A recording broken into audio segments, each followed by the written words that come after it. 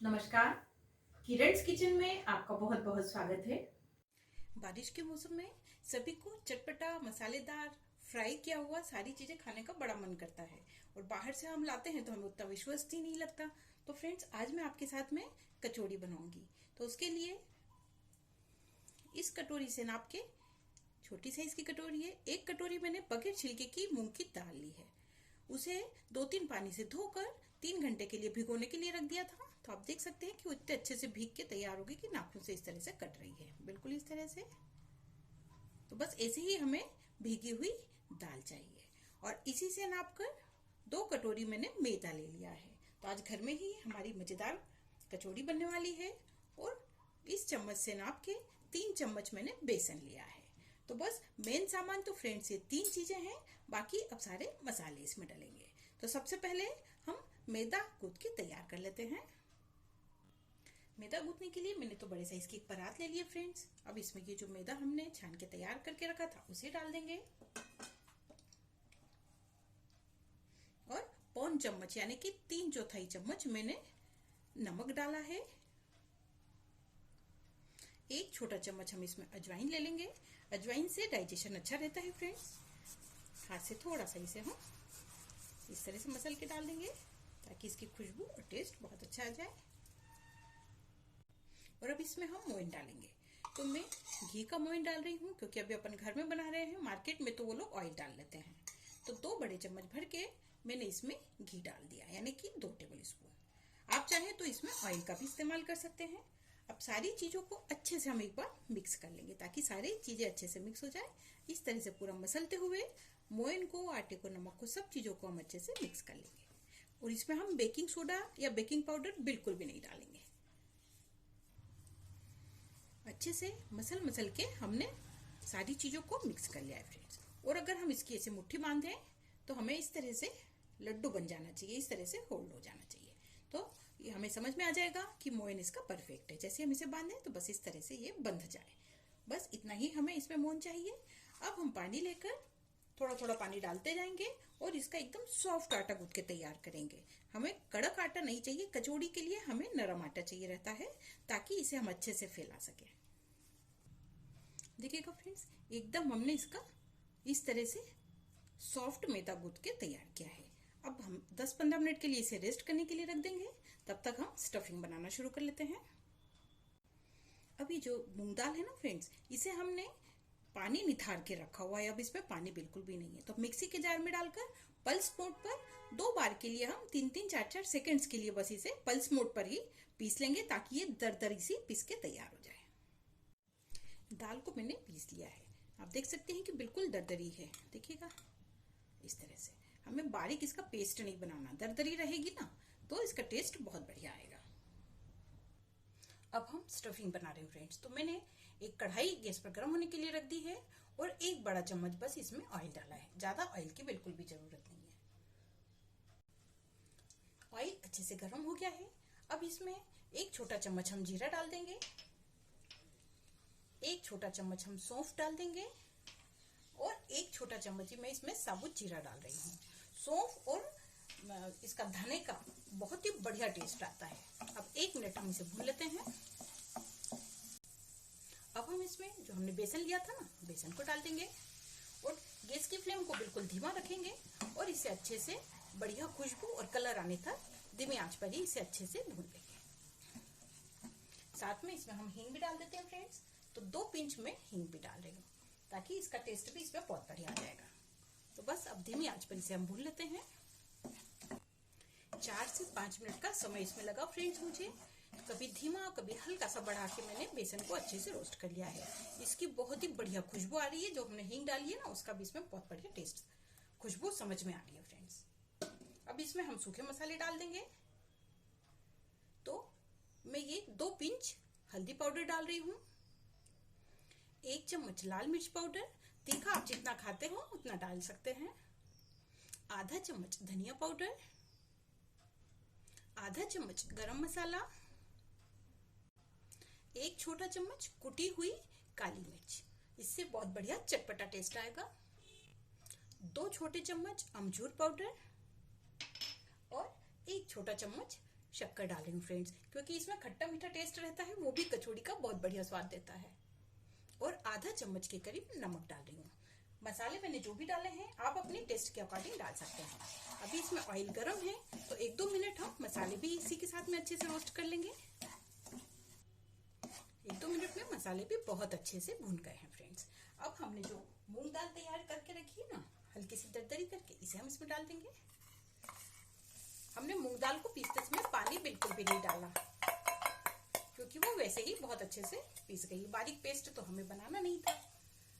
तो बस अब मसाले के साथ में मूंग दाल को भी हम 4 से 5 मिनट धीमी आंच पर ही अच्छे से भून लेंगे। और जब तक ये मसाला बढ़िया ड्राई न हो जाए तब तक हम इसे इसी तरह से भूनते रहेंगे। 6 मिनट के करीब हो गए फ्रेंड्स, और मैंने इसे अच्छे से सेक लिया है। और आप देख सकते हैं कि कितना अच्छा ये बिल्कुल ड्राई सा मसाला बनके तैयार हो गया है। अब हम इसमें बिल्कुल हलवाई वाली जो चीज रहती है, हलवाई वाली, वो डालेंगे। इतना सा मैं इसमें सोडा डाल रही हूँ, बेकिंग सोडा।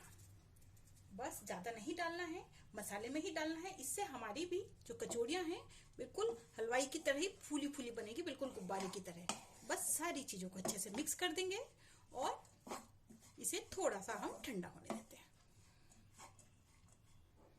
अब हम मैदा भी चेक कर लेते हैं। तो देखिए फ्रेंड्स, कितना बढ़िया हमारा मैदा रेस्ट करके फुर्सत हो गया है, बिल्कुल बढ़िया सेट हो गया है। एक बार हाथ से इसे अच्छे से मसल लेंगे और अब हम इसकी लोई बना के तैयार कर लेंगे। तो आपको जितने बड़े साइज की कचौड़ी बनानी हो फ्रेंड्स, आप उतने बड़े साइज की लोई तोड़ लीजिएगा। उसका अंदाज ले लीजिए कि आपको कितने बड़े साइज की बनानी है। छोटे साइज की बनानी है तो थोड़ी छोटी लोई ले लें, बड़े साइज की बनानी है तो थोड़ी सी बड़ी साइज की लोई ले लें। तो मैंने एक लोई ली है, इसको एक बार हम चेक कर लेते हैं। देखिए परफेक्ट है। तो कचौड़ी के लिए हम इसी साइज की लोई लेके तैयार करेंगे।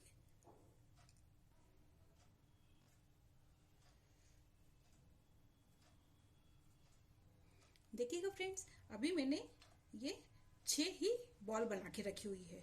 और ये जो हमारा ड्राई मिश्रण है ना, इसे हम 1 महीने तक भी रख देंगे तो ये खराब नहीं होगा, क्योंकि हमने इसमें ना हरा धनिया डाला है, ना हरी मिर्च, ना अदरक। ये पूरा सूखा मिश्रण है। तो इस तरह की कचौड़ी अगर हम बना के रख लें तो महीने भर भी खराब नहीं होती है। तो ये हमारा मिश्रण जब हमें फिर से कचौड़ी बनानी हो तो भी हम इसे बना सकते हैं। तो अभी मैं इसे एक साइड रख देती हूँ और कचौड़ी बना के तैयार करती हूँ। अब हम जो लोई बनाई थी ना, उसमें से एक लोई लेंगे, उसे इस तरह से हाथ से दबाते हुए थोड़ा कटोरी टाइप का हम शेप दे लेंगे। पहले तो हम अच्छे से इसको ऐसे करके फैला लेते हैं। सॉफ्ट है, बहुत आसानी से हो रहा है फ्रेंड्स, बिल्कुल हमें मेहनत नहीं लग रही है। और इसकी किनारी इस तरह से दबाते हुए, हल्का सा बीच में से भी दबाते हुए, ताकि इक्वल रहे, हम इसको इस तरह से बड़ा कर लेते हैं, इस तरह से। और जो हमने एक लोई लेके मसाला जो तैयार किया था उसे हम लेंगे और इसे इस तरह से ऊपर ऊपर पूरा इसे हम कवर कर देंगे। सॉफ्ट मैदा रहता है ना फ्रेंड्स, तो इसे करने में भी दिक्कत नहीं होती है। और इस तरह से करते जाएंगे और ये ऊपर हमारा जो एक्स्ट्रा मैदा आता है इसे हम हटा देंगे। गोल गोल इस तरह से घुमा देंगे तो ये अपने आप ही टूट जाएगा। बिल्कुल वीडियो को स्किप नहीं कर रही हूँ फ्रेंड्स मैं। देखिएगा ये हट गया है और इसको हम हल्का सा दबा देंगे। अब इसे भी हम एक बार ऐसा प्लेन कर लेंगे और ये जो हथेली है ना, इससे हम इसे थोड़ा सा, पहले तो हाथ से थोड़ा सा दबा देते हैं इसकी सहायता से, ऐसे, और फिर ऐसे हम इसे दबा देंगे। तो हमें जितनी बड़ी कचौड़ी बनानी है उस तरह से हम इसे कर सकते हैं। आप चाहें तो इसे बेल भी सकते हैं, लेकिन हमें बेलना नहीं, हम ऐसे भी इसे बहुत अच्छे से बना सकते हैं। तो हमें जितनी बड़ी कचौड़ी बनानी है उस तरह से हम इसे कचौड़ी का शेप देके तैयार कर सकते हैं। देखिए दोनों साइड से मैं आपको दिखा देती हूँ। हाथ से ही हमारी बहुत अच्छे से कचौड़ी बनके तैयार हो गई है, हो गई ना। अब इसी तरह से मैं और भी मसाले से कचौड़ी बना के तैयार कर लेती हूँ। तो फ्रेंड्स मैंने 4 कचौड़ी बना के तैयार कर ली। देखिएगा आपको पास से भी दिखाती हूँ। मीडियम साइज की है, ना मैंने बहुत छोटी बनाई है ना बहुत बड़ी। ऑयल भी धीमी आंच पर मैंने गर्म होने के लिए रख दिया था। इसे हमें बिल्कुल हल्की, तेल का टेम्परेचर बिल्कुल हल्का रहे वैसे ही डालना है। तो अपन देख लेते हैं, थोड़ा सा आटा डालकर हम इसे चेक कर लेते हैं। तो आप देख सकते हैं कि बिल्कुल हल्के से उसमें बबल्स आ रहे हैं। हमें बिल्कुल हल्का टेम्परेचर वाला ही ऑयल चाहिए। देखिएगा बिल्कुल धीमे धीमे छोटे छोटे से उसमें बबल्स निकल रहे हैं। तो अब हम इसे निकाल लेते हैं और जो कचौड़ी हमने बना के रखी है वो धीरे धीरे हम इसमें डाल देंगे। तो बिल्कुल हल्का ठंडा सा जो रहता है ना, बिल्कुल थोड़े से टेम्परेचर वाला ऑयल, उसी में हमें कचौड़ी डालनी होती है।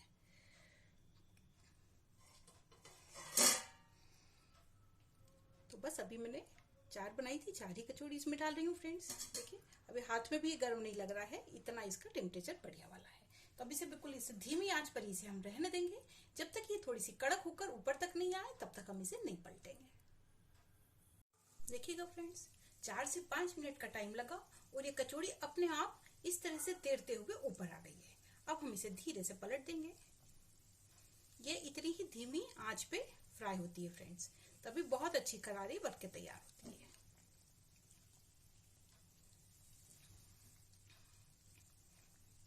इस तरह से अब हम इसे अच्छे से उलट पुलट कर बढ़िया सुनहरी होने तक ऐसे ही फ्राई करेंगे। और जो आपका छोटा वाला बर्नर होता है ना फ्रेंड्स, उसको बिल्कुल धीमी आंच पर रखें, तभी इसे अच्छे से फ्राई करेंगे। तो मैं आपको बाद में दिखाती हूँ।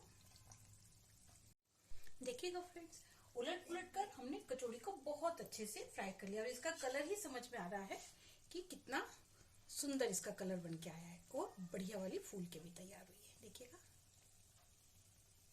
लग रही है ना मजेदार। ये देखिएगा पास से भी। अब हम सबको निकाल लेते हैं।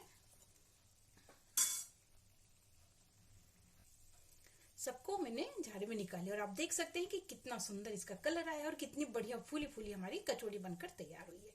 उम्मीद करती हूँ फ्रेंड्स रेसिपी जरूर पसंद आई होगी। अगर आपको मेरा वीडियो जरा सा भी अच्छा लगे तो लाइक जरूर कीजिएगा। तो ऐसे ही और कचौड़ी बना के तैयार कर लेते हैं। देखिएगा फ्रेंड्स हमारी सारी कचौड़ियाँ बनकर तैयार हो गई है। मैं आपको पास से भी दिखाती हूँ कि कितनी बढ़िया फूली फूली कचौड़ी बन के तैयार हुई है। देखिएगा लग रही है ना बिल्कुल मार्केट जैसी ही मजेदार और बहुत ज्यादा खस्ता बन के तैयार हुई है। तो उम्मीद करती हूँ कि आपको मेरी रेसिपी जरूर पसंद आएगी। अगर वीडियो थोड़ा भी अच्छा लगे तो लाइक शेयर जरूर कीजिएगा और अगर आपने अभी तक मेरी चैनल को सब्सक्राइब नहीं किया तो इसे सब्सक्राइब जरूर कर लें। देखिए कितनी बढ़िया कचौड़ी बन के तैयार हुई है। आप भी एक बार इस तरह से बनाइए, आपकी बगैर बिगड़े इसी तरह से फूली फूली बिल्कुल हलवाई जैसी कचौड़ी बनकर तैयार होगी। आपसे फिर मुलाकात होगी ऐसी ही एक और नई रेसिपी के साथ। Thank you.